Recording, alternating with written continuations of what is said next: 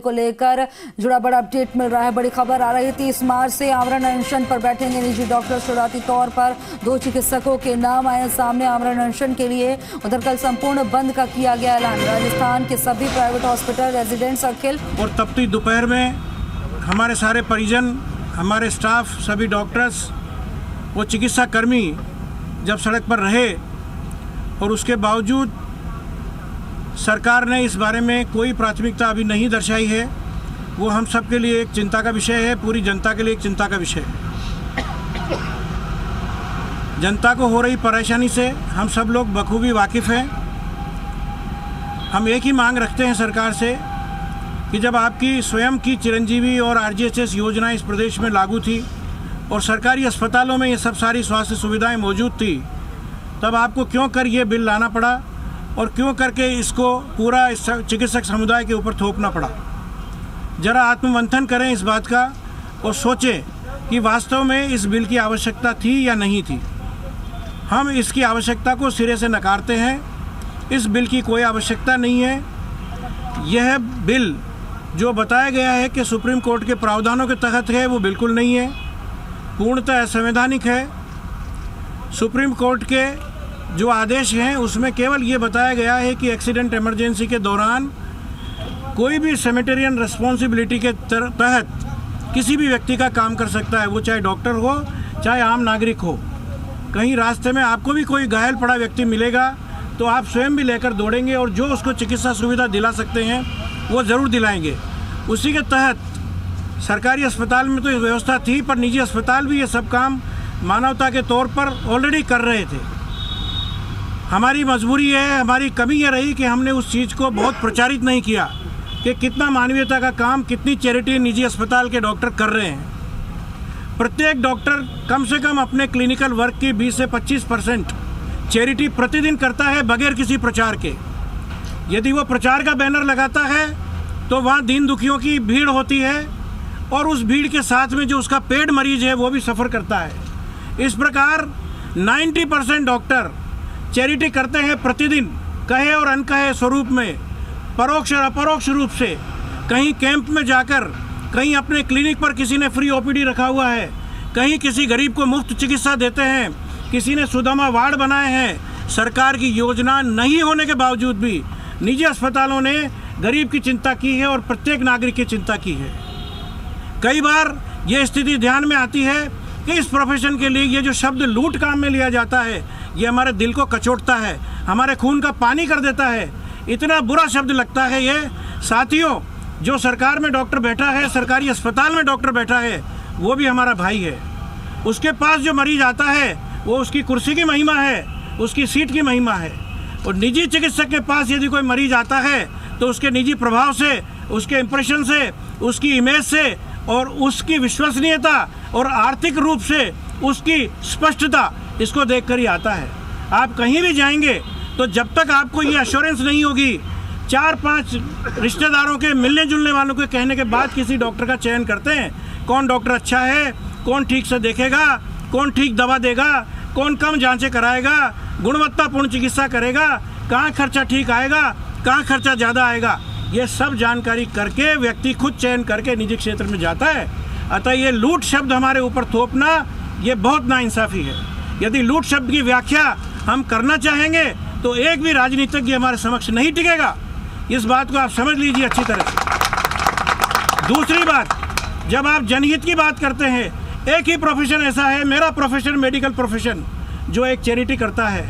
आप किसी भी स्तर पर, किसी भी समुदाय में, किसी भी प्रोफेशनल कम्युनिटी में मुफ्त काम करा के देख लीजिए, वहाँ मुफ्त काम करने का परसेंटेज होगा आपके व्यक्तिगत व्यवहार के ऊपर 5 से 10% लोग चैरिटी करते हैं, पर हमारे यहाँ चैरिटी करने वालों का परसेंट 50 से 60% के ऊपर है। कई सीनियर हमारे ऐसे हैं जो बहुत काम करते हैं और मुफ्त काम करते हैं, दिन रात काम करते हैं। क्या आप सोच सकते हैं डॉक्टर कब खाना खाता है, कब उठता है, कब सोता है और कब उठ के चल देता है और वापस आके सो जाता है, फिर उठ के चल देता है। हम अपने परिवारजनों की बात करें, उनसे आप इस चीज़ का ज्ञान लीजिए कि डॉक्टर कितनी सेवा करता है। उस चीज़ को समाज में गलत रूप से प्रचारित किया गया है और हमेशा एक निजी चिकित्सक को ये कहा गया है कि लूट के केंद्र है। ये बहुत गलत बात है। मैं इसका पुरजोर विरोध करता हूं। चाहे किसी मंच पर आप बहस आमंत्रित कर लीजिए, हम उसका जवाब देने के लिए तैयार हैं। दूसरी बात, जब आप कहते हैं कि हम चिकित्सक कुछ नहीं कर सकते, चिकित्सा मंत्री जी कहते हैं कि ये तो कुछ भी कर लें, इनके अस्पताल बंद कर दें। अरे सर, अभी ज़्यादा पुरानी बात नहीं है। जब आप कोरोना आया था तब आपके सबके सांस फूली हुई थी, सबके मुंह में झाग आ रहे थे। निजी चिकित्सक नहीं होते तो आपकी कोरोना की मृत्यु दर इस देश में 3 गुना होती थी। हमारे पास जो संसाधन थे, हमारी सुविधाएं थी, हम लोगों ने दौड़ दौड़ कर ऑक्सीजन सिलेंडर लगाए हैं। हमें वो रातें याद हैं जब 1:30 बजे सो रहे हैं, 3 बजे उठ रहे हैं, 4 बजे सो रहे हैं और 5 बजे उठ रहे हैं। वो रातें याद हैं। एक एक सिलेंडर के लिए प्रशासन के पास ऐसी भीख मांग कर लाते थे जैसे हमें खुद को लगानी हो। क्यों? क्योंकि मेरे पास जो मरीज आया वो मरना नहीं चाहिए। इतनी नज़दीक से मृत्यु को देखते हैं, इतनी नज़दीक से जीवन को देखते हैं। समाज का कोई अंग इस चीज़ को नहीं समझ सकता है। जब एक मरीज की जान बचती है, हमारे खुशी का परवान क्या होता है कोई नहीं समझ सकता। सारी संपत्ति से ऊपर होता है। आप किस चीज़ से तुलना कर रहे हैं? आपको पता ही नहीं है कि इंसानियत क्या होती है। गैर इंसानियत का हम पर जामा पहनाकर आप शरीफ आदमी नहीं बन सकते सरकार में और समाज में। इस चीज़ को स्पष्ट समझ लीजिए और अनावश्यक निजी चिकित्सालयों पर और अस्पतालों पर इस कानून को थोपकर हमारे यहाँ झगड़े उत्पन्न करके हमारी जो विश्वास की डोर पहले से कमज़ोर आप लोगों ने कर दी है। डॉक्टर और चिकित्सक के बीच का रिश्ता होता था। जब मैंने क्लिनिकल प्रैक्टिस चालू की थी, मुझे याद है सन 90 का, तब एक डॉक्टर ने जो कह दिया वो समाज में पूरे विश्वास से माना जाता था। फ्रेंड फिलोसोफर गाइड की पदवी हमें दी जाती थी। आज स्थिति ये हो गई है समाज में। मैं ये मानता हूँ 1-2% सभी जगह होते हैं, गलत लोग हमारे में भी होते हैं, परंतु अभी भी यदि आप अमेरिका की स्टडी देखें तो सबसे ज़्यादा अभी तक बेस्ट साउटेड प्रोफेशन जो है वो मेडिकल प्रोफेशन है। आप अमेरिका की बात करिए, वहाँ के 42% डॉक्टर इंडियन है। इंग्लैंड की स्वास्थ्य व्यवस्था को उठा के देख लीजिए, अगर वहाँ से इंडियन डॉक्टर को हटा दें तो वहाँ की स्वास्थ्य व्यवस्था चरमरा जाएगी। हमारा विदेशों में सम्मान है, हमारे देश में आप नहीं कर सकते। कारण कि आपने आज़ादी के बाद से हमारे स्वास्थ्य सेक्टर को कोई बजट नहीं दिया। अपनी सुख सुविधाओं पर, अपने तनख्वाह बढ़ाने पर, एमएलए एमपी की तनख्वाह बढ़ाने पर एक एक आदमी 7-7 बार पेंशन ले रहा है। अरे आप क्या राज्य कर्मचारी है? राज्य कर्मचारी को जो 30 साल 25 साल सर्विस करता है एक बार पेंशन मिलती है। आप हर साल में कौन सी पेंशन का क्लेम कर रहे हैं? वो सारा खर्चा आप पर और हम पर पड़ रहा है। हमारे दिए गए टैक्स से वो काम हो रहा है और आप चिकित्सा प्रोफेशन को बदनाम करना छोड़िए। मेहरबानी करके जनता के सामने ईमानदारी से पेश आइए और इस तरह के वक्तव्य देना बंद करिए समाज में कि चिकित्सक लूट रहे हैं। बहुत वेदना होती है। इतनी मेहनत करने के बाद एक डॉक्टर को बनने के लिए 1 क्विंटल किताब पढ़नी पड़ती है, 32 एग्जामिनर पास करते हैं, तब एमडी की डिग्री मिलती है। आप 1 मिनट में फेल कर देते हैं, केस बिगड़ गया, डॉक्टर फेल। कितनी आसान बात है। कोई व्यक्ति असेस नहीं कर सकता। हर मरीज हमारा एक शॉर्ट केस होता है, हर गंभीर मरीज हमारा एक लॉन्ग केस होता है। इस वेदना को कौन समझेगा? कब समझेगा? जब पूरी व्यवस्थाएं चरमरा जाएंगी, जब हम सांस लेने काबिल नहीं रहेंगे, तब शायद आपको समझ में आएगी। मेहरबानी करके इस प्रोफेशन को बचने दीजिए, अपना सेवा कार्य करने दीजिए और जनता का भला कीजिए। बहुत बहुत धन्यवाद। वार्ता के लिए कल गोविंद सिंह डोटासरा अहमद, उन्होंने कहा कि रास्ते खुले हुए हैं, आके वार्ता करें। तो वार्ता में गतिरोध है क्या? आप अब वार्ता करना चाहते हैं या सिर्फ मुख्यमंत्री से करना चाहते हैं? वार्ता की गतिरोध कैसे टूटे? आप चाहते हैं वार्ता हो या ना हो? सर, रास्ते तो पूरे खुले हुए थे। कल जयपुर में 1 लाख जनता सड़क पे थी तो भी सारे रास्ते खुले हुए थे। हमने आपकी राजनीतिक रैलियों की तरह रास्ते बंद नहीं करे। रास्ते हमारे लिए वार्ता के लिए खोले वो व्यक्ति खोले जिनके हाथ में ये क्षमता हो या जिनके पास ये प्रशासनिक संवैधानिक जिम्मेदारी हो कि वो बिल को वापस ले सके। वहाँ हम वार्ता के लिए जाने के लिए तैयार हैं। आप एक बार स्पष्ट कर दीजिए ना कि वो व्यक्ति कौन है। आप खुद समझते हैं। हम माननीय मुख्यमंत्री महोदय के अलावा इस राज्य में और कौन क्या कर सकता है? सिर्फ उन्हीं से वार्ता उसी स्तर पे होगी ना सर। प्रशासनिक अधिकारी की एक सीमा है, प्रत्येक मंत्री की एक सीमा है। अब जब पूरे राज्य के मुखिया हैं, हम गवर्नर साहब के पास 3 बार अर्जी लगाए, उनका भी कहना ये है कि भाई माननीय मुख्यमंत्री जी जो इसमें करेंगे वो करेंगे। तो ये तो सामान्य उसकी हमारी सोच की बात है। वार्ता सिर्फ और सिर्फ मुख्यमंत्री से चाहते हैं ऐसा? जी हाँ, बिल्कुल सर। लेकिन आप तो एक बात पे अड़े हैं, सरकार कह रही है कि हम जितने भी अमेंडमेंट्स हैं आपकी इमरजेंसी की परिभाषा को परिभाषित करने के लिए तैयार है। आपने कहा कि पैसा कहाँ से आएगा, उसके लिए कॉर्पस के तैयार है। आपने कहा कि चिरंजीवी का पैसा क्लियर नहीं होता, आज प्रसादी लाल जी ने कहा कि कोई पेमेंट ड्यू नहीं है, 15 साल के अंदर सब झूठे वक्तव्य हैं आपकी जानकारी। तो आप सर तो चिरंजीवी वार्ता के लिए तैयार नहीं है। चिरंजीवी और आरजीएचएस पे आप रखेंगे तो इस पे बहुत बड़ा सर डिस्कशन इसका हो जवाब है जाएगा। मेरे पास सर, इसका और बहुत सुंदर जवाब है। आज एग्जांपल है मेरे पास। हाँ, बात करिए। ये मेरे पास, मैं इसीलिए रिपोर्ट लेके आया हूँ। ये 25 फरवरी की सीकर में एक एंजियोग्राफी और एंजियोप्लास्टी हो रखी है अंडर चिरंजीवी। क्या आप हार्ट एमआई को इमरजेंसी नहीं मानते? मुझे एक ही बात जवाब दे दीजिए। मैं सबसे पूछता हूँ, क्या हार्ट एमआई, हार्ट अटैक होना इमरजेंसी नहीं है? इन्होंने इसलिए अप्रूव करने से रोक दिया कि ये इमरजेंसी नहीं है। ये छलावा है सरासर, झूठ बोलते हैं ये। मेरे पास पूरे एविडेंस है, आप चाहें तो मैं आपको हार्ड कॉपी निकाल के एक ही थोड़ी केस है सर, ये एक एग्जांपल है। नेशनल फैमिली हेल्थ सर्वे के अनुसार 88% राजस्थानी के पास में या तो प्राइवेट या सरकारी जो है इंश्योरेंस के अंडर वो कवर्ड है। जो फ्री का जो आपको जो बार बार जिसका आप कह रहे हैं कि फ्री नहीं थोप सकते, फंडामेंटल राइट का वायलेशन है, बट सिर्फ 12% ऐसे लोग हैं वो भी सोशली इकोनॉमिकली बैकवर्ड कम्युनिटी से आते हैं, तो सिर्फ उन 12% के लिए ये फ्री एप्लीकेबल होगा। नहीं, देखिए फ्री की जहाँ तक बात है, हम ये नहीं कह रहे हैं चिकित्सा सुविधाओं पे जो खर्च है उसको कौन व्यक्ति उठा रहा है कौन नहीं उठा रहा है, इस चीज़ की बात करिए। आप जब एक प्राइवेट इंश्योरेंस कंपनी 5,000, 10,000, 20,000 लेकर हमारा इंश्योरेंस 5 लाख 10 लाख का करती है, तो आप 850 रुपये में 25 लाख का बीमा कैसे दे सकते हैं? ये सबसे बड़ा प्रश्न है। 850 रुपया मुझसे लेकर आप 25 लाख के लिए क्लेम करते हैं कि हमने आपको सुविधा दे दी। आप चिरंजीवी दुर्घटना बीमा योजना की बात करिए। सड़क से किसी व्यक्ति को मैं उठाकर ले जाता हूँ कि इसका इलाज करिए डॉक्टर साहब, तो मुझे 5,000 रुपये मिलेंगे, और ये डॉक्टर साहब इलाज करेंगे, इनके लिए प्रोविज़न नहीं है पेमेंट का। इस बात को कौन समझेगा? सर सुबह जो प्रसादी लाल मीणा है स्वास्थ्य मंत्री, उन्होंने काफ़ी मीडिया कर्मियों से बातचीत करी और उन्होंने बहुत स्पष्ट ये कहा है कि अगर डॉक्टर्स इस मंशा के साथ जा रहे हैं बातचीत के लिए, चाहे मुख्यमंत्री के पास जाएं या चीफ सेक्रेटरी के पास जाएं, कि हमें नो टू आरटीएच कहना है, तो इस वार्ता की किसी तरह की कोई ज़रूरत है ही नहीं। I'll answer this.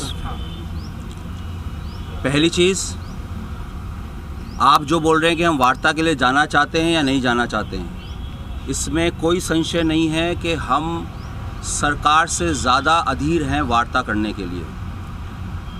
पिछले 2 दिन की आपको कहानी सुनाता हूँ। परसों और कल दोनों दिन हमारे पास फीलर्स थे, मैसेजेस थे सरकार की तरफ से कि मुख्यमंत्री साहब आपसे वार्ता या बातचीत करना चाहते हैं। परसों रात को 11 बजे तक हम इंतज़ार करते रहे।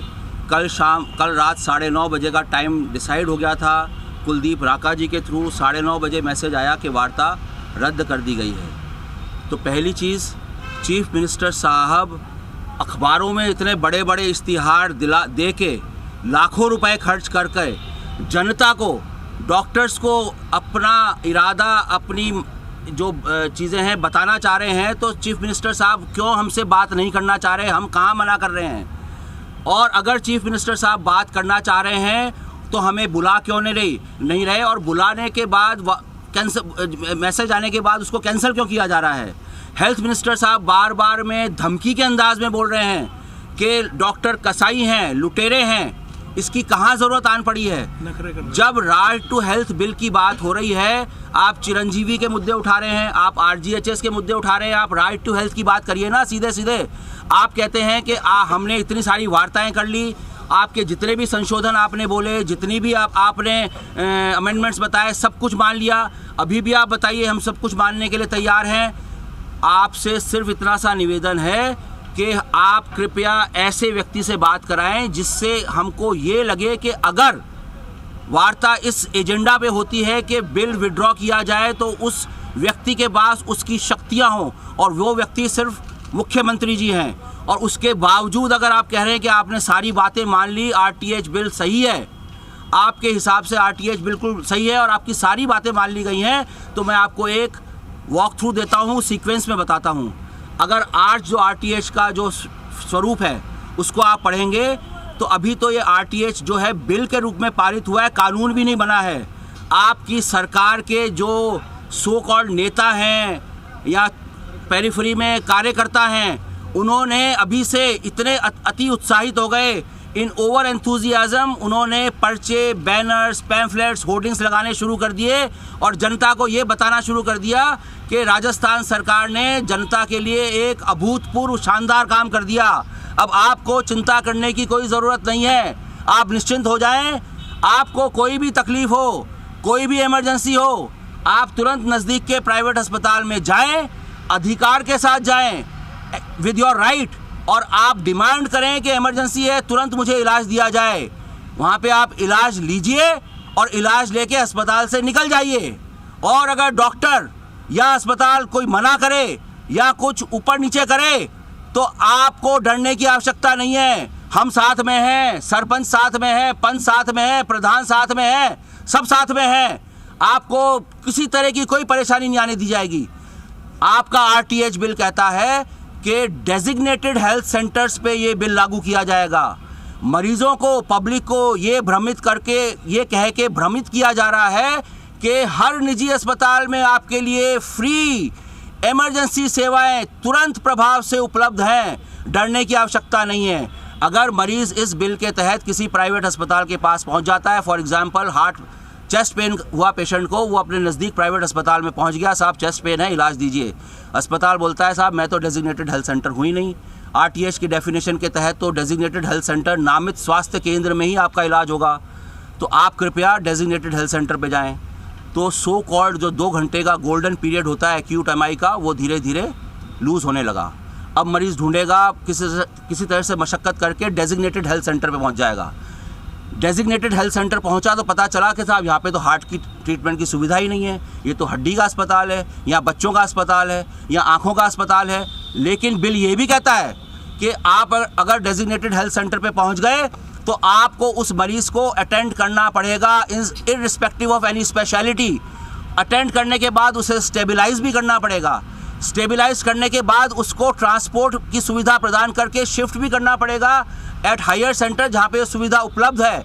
और उसके बाद आपको ये भी इंश्योर करना पड़ेगा कि वो मरीज़ के साथ कुछ अनहोनी ना हो जाए, उसकी मृत्यु ना हो जाए। अगर इस दौरान 2-3 घंटे, 4 घंटे, 5 घंटे निकल चुके हैं, हार्ट अटैक का मरीज़ या तो मर चुका होगा या क्रिटिकल कंडीशन में पहुंच गया होगा।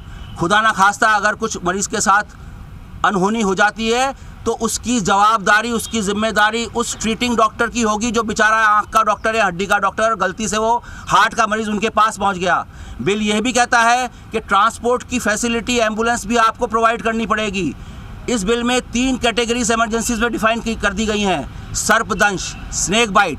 स्नेक बाइट जो है एमरजेंसीज का कितना परसेंटेज है? Not even 1%। Out of total snake bites 90% snake bites जो है नॉन पॉइजनस स्नेक से होती हैं।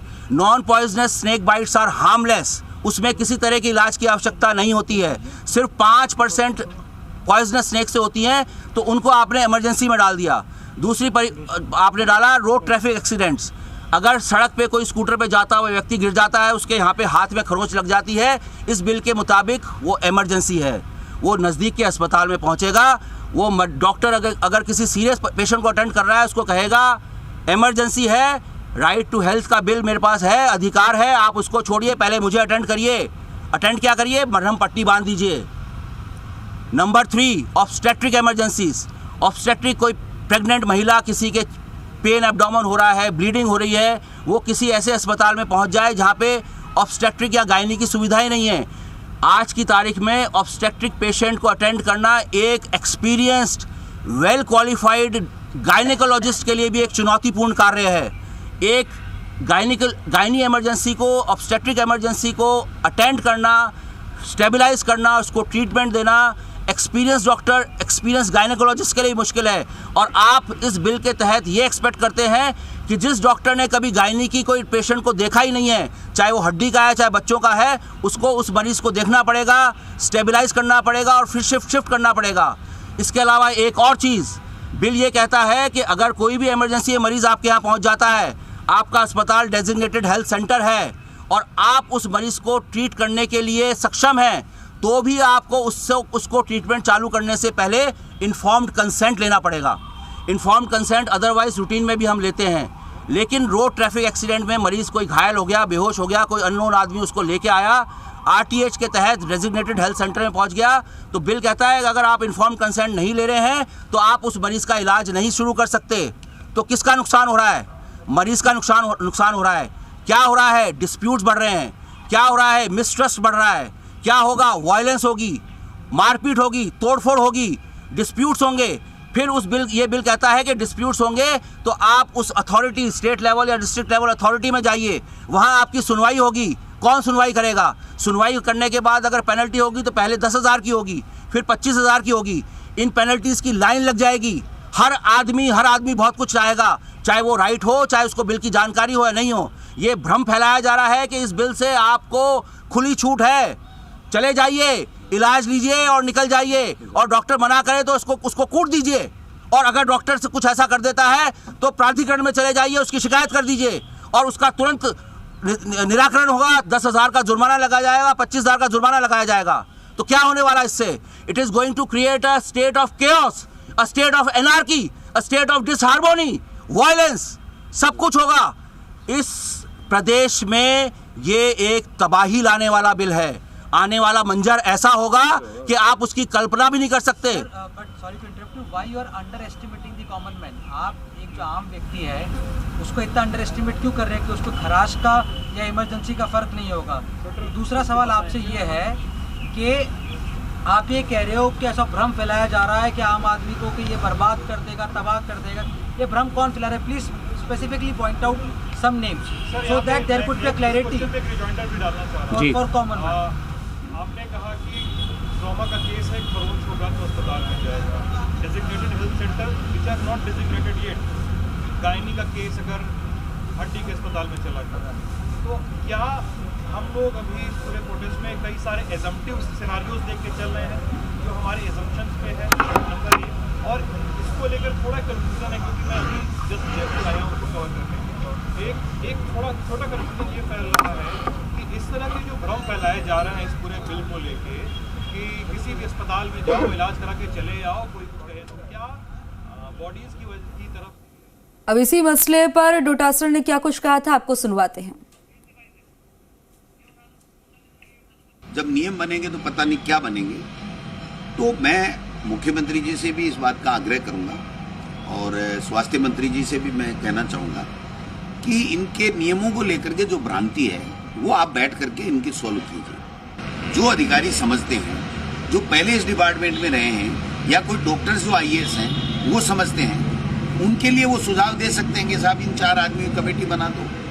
वो कमेटी भी सरकार अगर वो कहेंगे तो मैं समझता हूँ कि कोई दिक्कत नहीं आ सकती, वो बैठ के भी बात हो सकती है। लेकिन भाई बैठ के बात होगी तभी तो आगे रास्ता निकलेगा। तो जैसा कि आप देख रहे हैं कि डॉक्टर्स प्रेस कॉन्फ्रेंस कर रहे हैं और प्रेस कॉन्फ्रेंस करके बता रहे हैं कि ये जो बिल है ना डॉक्टर्स के हित में है ना आमजन के हित में, इससे काफी नुकसान होगा, ड्रॉबैक्स बताते हुए नजर आ रहे हैं। तो वहीं सरकार के द्वारा ये कहा जा रहा है कि ये बिल लोगों के हित में है, ऐसे में लोगों को उचित इलाज मिल सकेगा इमरजेंसी होगी तो। और इस बातचीत का जो है, इसका जो जिस तरह से नाराजगी डॉक्टर्स की देखने को मिल रही है, इसका हल बैठकर ही टेबल पर निकाला जा सकता है। लेकिन डॉक्टर्स ने जाहिर तौर पर यह कह दिया कि वो CM से ही बात करेंगे। ऐसे में ये नाराजगी सड़कों पर भी नजर आ रही है और आप देख रहे हैं कि प्रेस कॉन्फ्रेंस करके डॉक्टर्स का कहना है कि ये बिल ना आमजन के हित में है ना हमारे हित में है। अगर चलिए अब आपको सुनवाते हैं माथुर ने इस बिल पर क्या कुछ कहा है। अगर मान लो उन्होंने बिल लिया और सपोर्ट किया, कोई एक दो मान लो कमी है उसको ठीक करना है तो बड़े मन से बैठ करके गरीबों का ध्यान रखते हुए, अस्वस्थ लोगों का ध्यान रखते हुए, बीमार लोगों का ध्यान रखते हुए उनको तुरंत कहीं ना कहीं कोई संशोधन भी करना पड़े, उसमें कहीं पे भी अपना ईगो नहीं आना चाहिए, संशोधन करना चाहिए। और नहीं तो डॉक्टरों से बैठ के कम से कम चर्चा तो करें। अभी बड़ा भारी दुर्भाग्य है कि पिछले साल भर से मुख्यमंत्री जी ऐसी किसी समस्या किसी भी क्षेत्र की आई हो खुद इन्वॉल्व नहीं होते, या तो अफसरों को भेजेंगे या ऐसे छोटे मंत्रियों को भेज देंगे जिनके पास उत्तर नहीं होता। अच्छा है कि मुख्यमंत्री जी स्वयं डॉक्टरों को लेके बैठे, अगर वो सही है तो उनको समझावे, उनकी बात अगर अमेंडमेंट करने की है तो उनकी बात मान करके करना चाहिए। तो वैसे में इससे जुड़ा एक हर एक अपडेट आप तक पहुंचा रहे हैं। डॉक्टर्स ने आंदोलन की भी चेतावनी दी है, प्रेस कॉन्फ्रेंस भी कर रहे हैं और जाहिर तौर पर डॉक्टर्स का यही कहना है कि इस बिल को विड्रॉ ही करना पड़ेगा, अन्यथा ऐसा आंदोलन देखने को मिलेगा जो पहले कभी नहीं देखा होगा। अब ऐसे में डॉक्टर्स का ये भी कहना है कि हमें बहुत ज़्यादा निराशा होती है जब ये कहा जाता है कि हॉस्पिटल्स लूट रहे हैं, हम लगातार लगे रहते हैं। कोरोना का भी हवाला देते हुए डॉक्टर्स ने कहा कि कोरोना काल में आपने देखा कि हम किस तरह से लगे हुए थे, रात दिन लगे हुए थे। नहीं है, जब नियम बनेंगे तो पता नहीं क्या बनेंगे। तो मैं मुख्यमंत्री जी से भी इस बात का आग्रह करूंगा और स्वास्थ्य मंत्री जी से भी मैं कहना चाहूंगा कि इनके नियमों को लेकर के जो भ्रांति है वो आप बैठ करके इनकी सॉल्व कीजिए। जो अधिकारी समझते हैं, जो पहले इस डिपार्टमेंट में रहे हैं या कोई डॉक्टर्स जो IAS हैं वो समझते हैं, उनके लिए वो सुझाव दे सकते हैं कि साहब इन 4 आदमी की कमेटी बना दो। वो कमेटी भी सरकार अगर वो कहेंगे तो मैं समझता हूँ कि कोई दिक्कत नहीं आ सकती, वो बैठ के भी बात हो सकती है। लेकिन भाई बैठ के बात होगी तभी तो आगे रास्ता निकलेगा।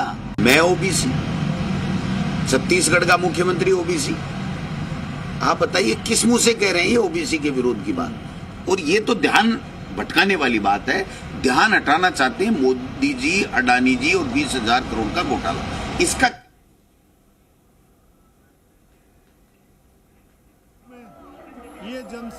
तो तस्वीरें आपको दिखा रहे हैं, आप देख रहे हैं कि सड़कों पर अब विरोध आ गया है, डॉक्टर्स की नाराजगी देखने को मिल रही है। डॉक्टर्स ने अब आमरण अनशन के लिए भी कहा है, 30 मार्च को करेंगे और 30 मार्च को 2 डॉक्टर्स के नाम भी सामने आ गए। तो वही अब इस पर सरकार का भी यही कहना है कि बिल वापस नहीं लिया जाएगा और इस बिल से आमजन को फायदा होगा, इमरजेंसी में उन्हें सहायता मिलेगी। तो डॉक्टर्स का कहना है कि इससे आमजन को नुकसान होगा, भ्रांतियां फैलाई जा रही हैं, नाराजगी देखने को मिले। डॉक्टर्स का यह भी कहना है कि हमारे लिए इतने अपशब्द कहे जा रहे हैं जिससे हमें दुख होता है।